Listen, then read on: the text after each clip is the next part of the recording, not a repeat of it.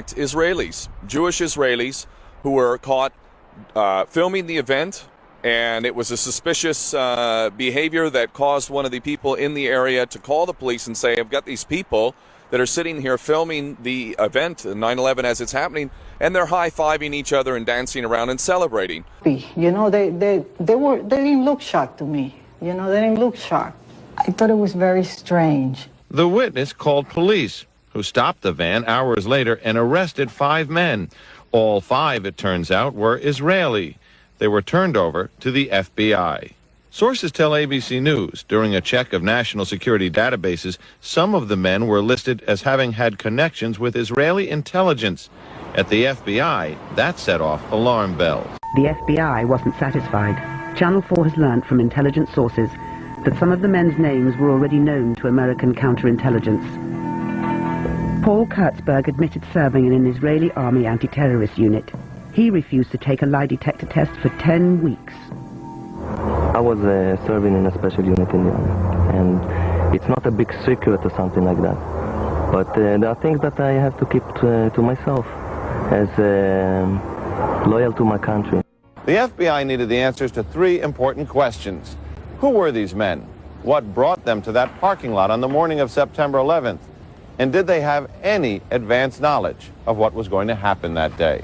This has been acknowledged on Israeli television that these Israeli agents had foreknowledge. They admitted on Israeli television that they were forewarned and were told to go and film the event. We were taken for another round of questioning, this time related to our allegedly being members of MOSSAD.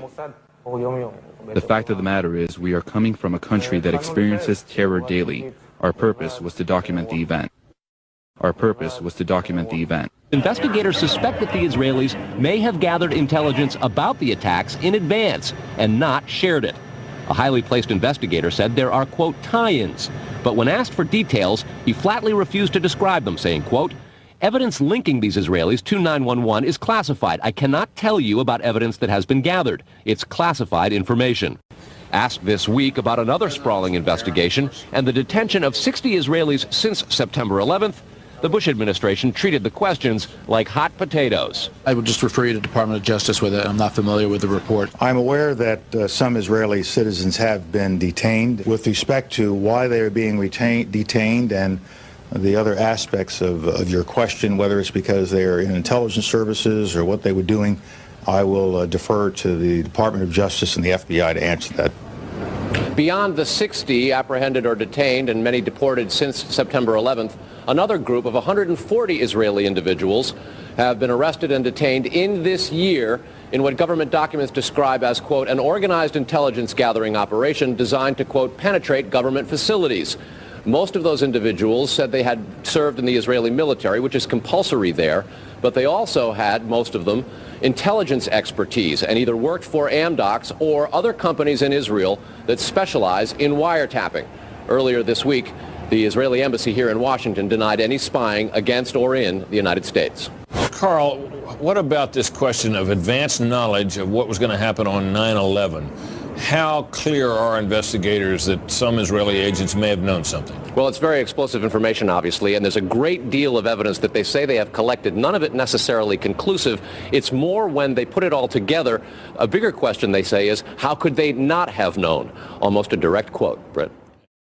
So this is not disputable. They were amongst the other Israelis who were arrested on 9/11, some of whom were caught in vans with explosives in the vans. George Washington Bridge. Indeed, George Washington Bridge. And they're not there were more than one set of Israelis that were actually caught with explosives in their vehicles. And nationally, they're looking for a white Chevy van with New Jersey plates, and on the back bumper, it says something to the effect of urban moving system. We had received an all-points bulletin, and I just happened to see the van and, hollered over to my lieutenant, I think that could be the van. We checked it out, and it was.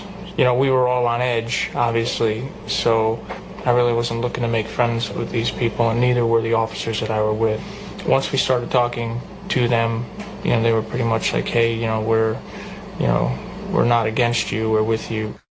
They were indeed from the Middle East, but more precisely from Israel. 2 of them were formally identified as Mossad agents. The 5 officially worked for a moving company called Urban Moving Systems, whose owner, a certain Dominique Otto Suter, fled to Tel Aviv on September 14th and was never investigated. Not long after the arrests, the offices of Urban Moving were simply abandoned. Almost everything was left behind. Tuval Aviv is a counterterrorism advisor to the U.S. Congress, but was once a spy for Israel's secret service Mossad. He says Urban Moving was a front company for Israeli intelligence, and that some of its workers were spying illegally in the U.S. Israel has engaged in intelligence gathering in friendly countries.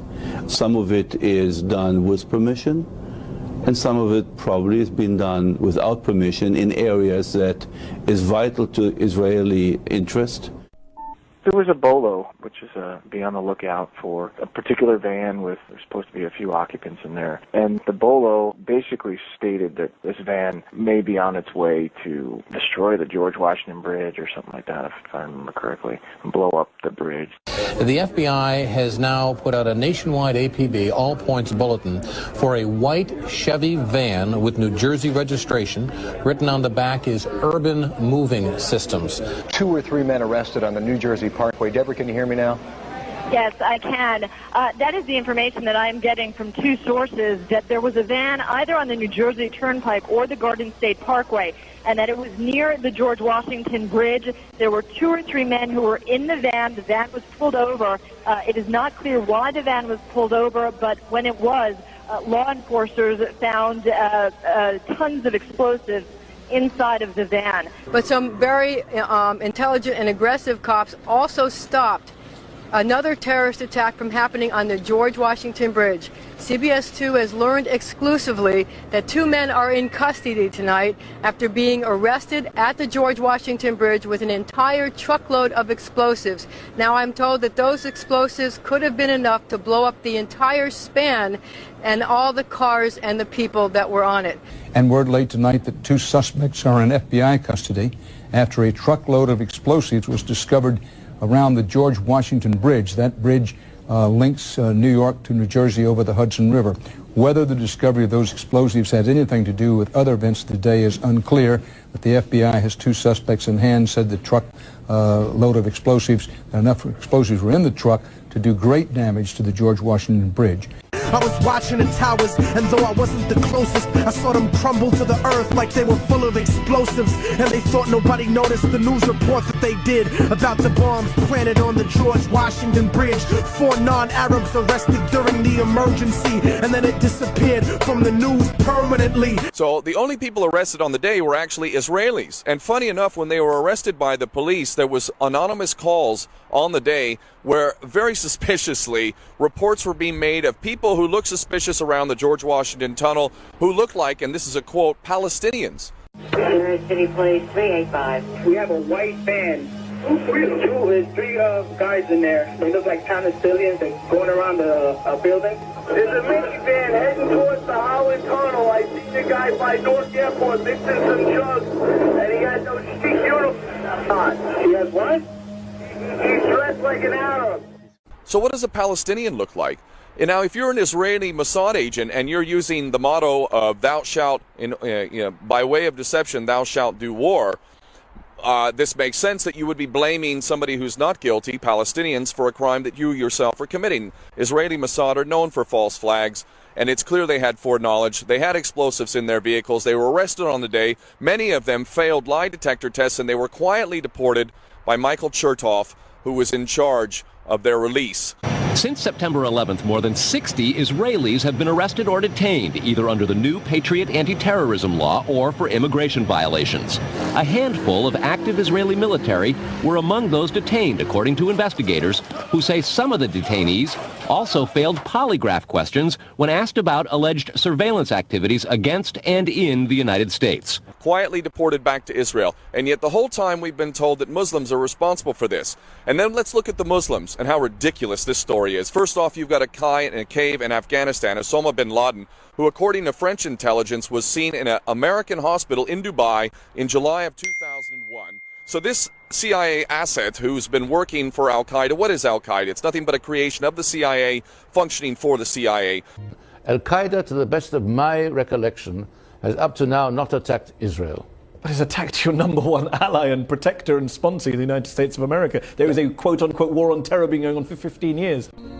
But so we've never made the case or argued the case that somehow Osama bin Laden was directly involved in 9/11. That evidence has never been forthcoming.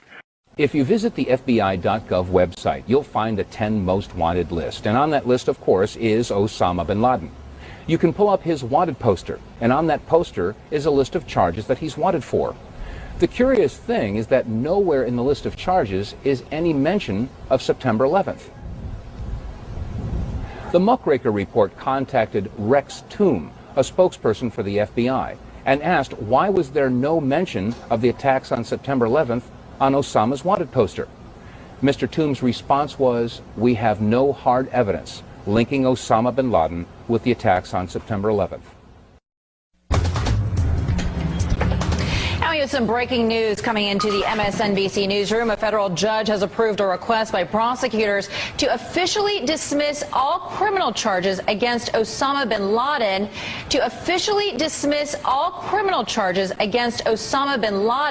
So Osama bin Laden, a guy who is apparently living in a cave in Afghanistan where you don't even have mobile coverage, is apparently masterminding some sort of operation with 19 hijackers, which includes a hijacker like Mohammed Atta, who was boozing it up in strip joints in Florida, snorting cocaine and going out with a stripper, which doesn't sound to me like a guy who's actually going to go out on a jihad and kill himself for the cause. These guys had money flowing out their ass. I mean, excuse my language, but they never seemed to run out of money. I mean, they was just tossing money left and right. I mean, it was just like, oh my God. And they had mass supplies of cocaine. The entire video is silent, and yet the images unnerving. The 9/11 mastermind and his accomplice laughing it up, and then going through their lines for a performance of martyrdom wills. Jarrah frequently stumbles through his own martyrdom tape.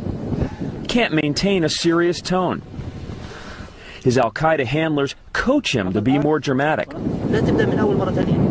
Start again, one of them scolds him off camera. This speech requires passion. Why don't you try a different approach? A second man chimes in. This is not reality jihadism. This is more, in fact, scripted, edited, stylized. Not only that, but none of these guys could fly these planes. It's been well accepted and acknowledged at this point. They were flying little one-engine Cessnas and Pipers. They're not qualified to fly these planes, especially with those types of maneuvers. And we can go on and on and on and on about this, but the bottom line is we see Israeli fingerprints all over this event, along with traitors in the U.S. government, and this is where the trail leads, very obviously, and that's in the public record. Never mind the destruction of evidence that occurred, there is no legitimate investigation. The 9/11 Commission report is a complete whitewash, it's a joke and an insult, and it doesn't even go into many of the issues that I'm mentioning here. So the real trail leads to Israel and traitors in the United States government, not to Arabs, not to Muslims. Those guys who were blamed for it, these 19 hijackers, are nothing more than patsies, and it's beyond obvious. It is known that $100,000 passed through the account of Hanan Serfati, one of the arrested Israeli spies, who rented 2 Hollywood apartments on the same street as Mohammed Atta, one of the alleged hijackers of American Airlines Flight 11. It was also reported in the New York Times on February 19, 2009, that Ali al-Jarrah, a cousin of one of the alleged hijackers of United Airlines Flight 93, had been spying for MOSSAD on the Palestinian resistance and Hezbollah for 25 years. But of course, none of these leads were thoroughly investigated. The reason is that in 2001, the head of the Justice Department's criminal division was Michael Chertoff, the son of a rabbi and a Mossad agent. All Israeli spies arrested by the FBI, including the dancing Israelis, owe him their impunity and repatriation to Israel. Chertoff is a key man in the 9/11 operation. In 2005, he was appointed Secretary of Homeland Security in charge of the fight against terrorism on American soil, which allowed him to control dissident citizens and restrict access to evidence under the pretext of national security. What's your general viewpoint about people who think the federal government was involved in 9/11? I think that that's in the same category as Holocaust denial and those people who still aren't convinced that President Obama was born in Hawaii. It's kind of a out there conspiracy theory which does not warrant a lot of attention. So this is where the trail really needs to go. And let us not forget, destruction of evidence in a crime scene is in itself a major crime. And for that, we can start arresting people right now. Critical evidence. In any crime scene, the first thing you do is seal off the crime scene. You start to investigate forensically. None of that was done. Those who were in charge of that crime scene need to be arrested right now for destruction of evidence. That's not disputable. Now, we can get into exactly who did it and how it was done and whatnot, which is a little bit more difficult. But if we had a legitimate investigation from the get-go, we would have had the evidence by now to be able to not only indict but prosecute and convict these bastards who are responsible for this. Okay, Ken, I want to ask you this question. So why did they do 9/11? Well, it's very well laid out. In the Project for a New American Century, we find that these so-called neocons, which I find is really synonymous with Jewish Americans, Israeli Americans. We went to war against a guy who had absolutely nothing to do with 9/11. It was a total pretext. It's inexplicable.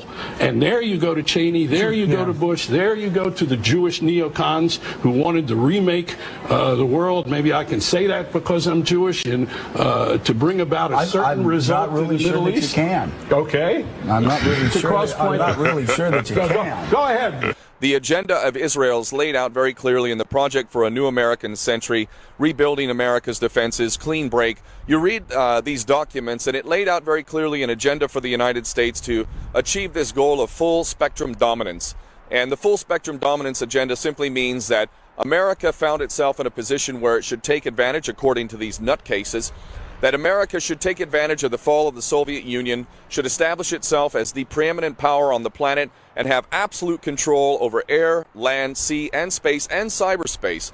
And the way to achieve this goal was to be able to secure some of the major energy reserves in key strategic areas around the world, including Afghanistan, the Caspian Basin, and whatnot. So these so-called neocons identified the former Soviet republics in the Caspian region with the stupendous amount of gas and oil reserves as key to controlling the world. So in order to secure that, a pipeline would need to be secured through Afghanistan to get all this stuff to market. And also it was identified that there must be permanent military bases in the Middle East. Of course, strategically, the oil there and other important aspects of keeping control of the world were identified. So we did have a base in Saudi Arabia at that time, which was a leftover of the first Gulf War, but that was becoming increasingly problematic. So Iraq was identified as a place not only to break up, but also to have permanent military bases. Now, the thing is that it's in this document, they said the American people, effectively what they said was the American people are too stupid to realize what an opportunity we have. And the only way that they would support these effectively wars of aggression, which are war crimes, quite frankly, the only way they would support such a thing is if there was a catalyst, some sort of, quote, new Pearl Harbor type event. I think that today was another expression of the strength of this country and the strength of democracy. Nations, democracies don't go to war easily, and they usually debate and argue before they do. Sometimes they have to be bombed into going to war. In fact, that's what happened in World War II. All of Europe had been conquered. You had to, America was actually bombed in Pearl Harbor, and that was a pivotal event that opened the eyes of Americans. And once their eyes were opened, they gathered the power that is available in this great free nation, and the result was preordained. I think in a similar way, the bombing of September 11th opened the eyes of Americans to see the great conflict and the great danger that faces us. And once opened, then the overpowering will of the majority of the people of the United States, of the steamroller, is inexorably moving to decide this battle. Lo and behold, only just a few years after these documents were written, 9/11 comes. It was the biggest gift to the Jewish supremacist Zionists who wanted to break up Iraq. That was always identified, breaking up Iraq into several pieces, and also surrounding areas. The Israeli newspaper Ma'ariv has reported Israel's former Prime Minister Benjamin Netanyahu has publicly said the September 11th attacks have been good for Israel. Netanyahu said, quote, "We're benefiting from one thing, and that is the attack on the Twin Towers and Pentagon and the American struggle in Iraq." The real reason for all of these policies we see is for something called the Greater Israel Project. And every policy we see playing out in the Middle East right now is all about basically getting the Arabs and Muslims to bleed